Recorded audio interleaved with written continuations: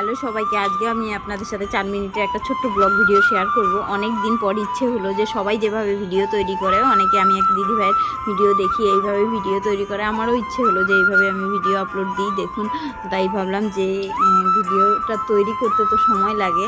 আর এখানে দেখুন, মেয়েকে মর্নিং স্কুলে পাঠিয়ে দিয়েছি, টিফিন রেডি করে দিলাম, আর তারপর কাজে লেগে গেছি, স্নান করে নিয়েছি। আর এইদিকে দেখুন, বিছানা গুছাতে চলে এসেছি। বিছানা গুছিয়ে শীত চলে গেছে, তবুও আমাদের কম্বল ব্যবহার করতে হয়। কম বেশি আমার লাগে, কিন্তু মেয়ের লাগে না, যেহেতু ঠান্ডা সেভাবে পড়েনি। আর এসি যখন চালানো হয় ভোরের দিকে ঠান্ডা লাগে, তখন লাগে। তাই দেখুন, কম্বল গুছিয়ে নিলাম, বিছানা ঝেড়ে নিলাম। আর আপনাদের সাথে বিছানা ঝাড়ার একটা টিপস বলতে, দেখুন আমি নারকেলের কাঠি দিয়ে যে ঝাড়ু হয় সেটা দিয়েই কিন্তু আমি বিছানা ঝেড়ে নিলাম। কারণ নারকেলের কাঠির যে ঝাড়ুটা হয় সেটাই নাকি বাস্তুশাস্ত্রে সেটা দিয়েই ঝাড়ার নিয়ম, সেটা দিয়ে ঝাড়লেই নাকি বাস্তুটা ঠিক থাকে। এরকম আমি একটা ভিডিওতে দেখেছি যে প্লাস্টিকের ঝাড়ুর থেকে বাস্তুর জন্য নারকেলের ঝাড়ুটাই বেশি ভালো হয়। আমি একটা দিদিভাইয়ের ভিডিও থেকেই শুনেছিলাম, তাই আপনাদের সাথেও সেটা শেয়ার করলাম। এখানে দেখুন, আমি ঠাকুর ঘরে চলে এসেছি, ঠাকুর ঘরটা ঝাড় দিয়ে নেব।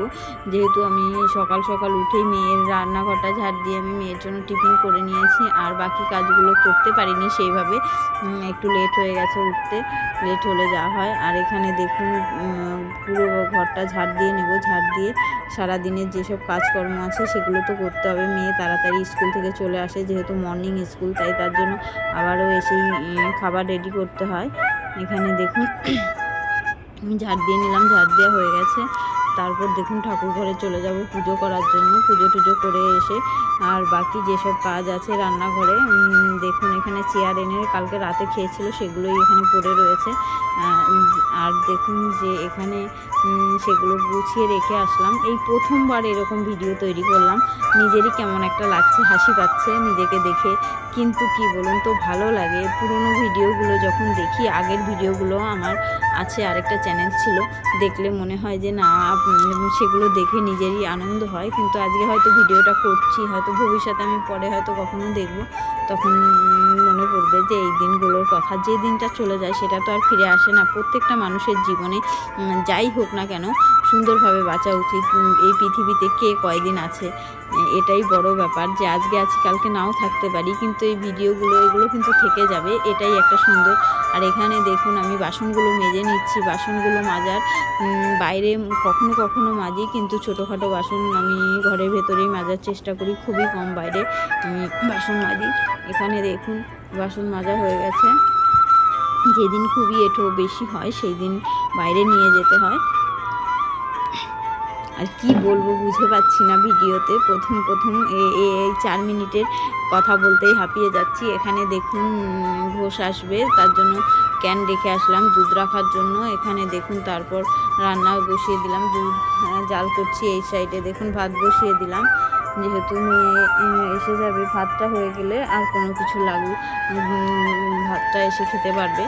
আর এইদিকে দেখুন, আরেকটা সুন্দর ভিডিও আপনাদের সাথে যেটা বলবো, এই বিস্কিট কিন্তু আমি খাই না, মিষ্টি বিস্কুট আমি খুবই কম খাই না বললেই চলে। কিন্তু বিস্কুট কাদের জন্য ব্যবহার করছি দেখুন, এরা প্রত্যেক দিন সকালে উঠেই কিছু না কিছু এদের দিতে হয়, ডাকাডাকি শুরু করে দেয়। আমি এদের জন্য, আমার খুবই ভালো লাগে এদের খেতে দিলে। দেখুন, দেওয়ার সাথে সাথে সবাই চলে এসেছে, কখনো কখনো এসে ডাকে, মানে কিচিরমিচির করে বাইরে আসলেই।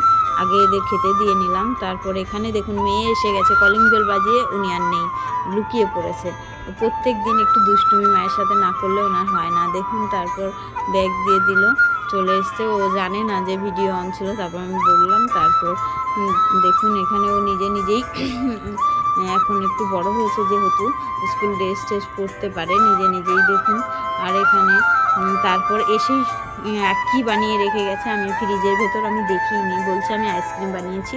ওটা ওর বোন, মানে ওরা 6-7 মাসের ছোটো বড়, সে এসেছে, ওকে দেখাবে আইসক্রিম বানিয়েছি দেখ। আমি সেটাই এসেই আমি দেখলাম যে ফ্রিজে চলে গেছে, তাই ভাবলাম পেছন পেছন আমি যাই, দেখি কী কাণ্ড।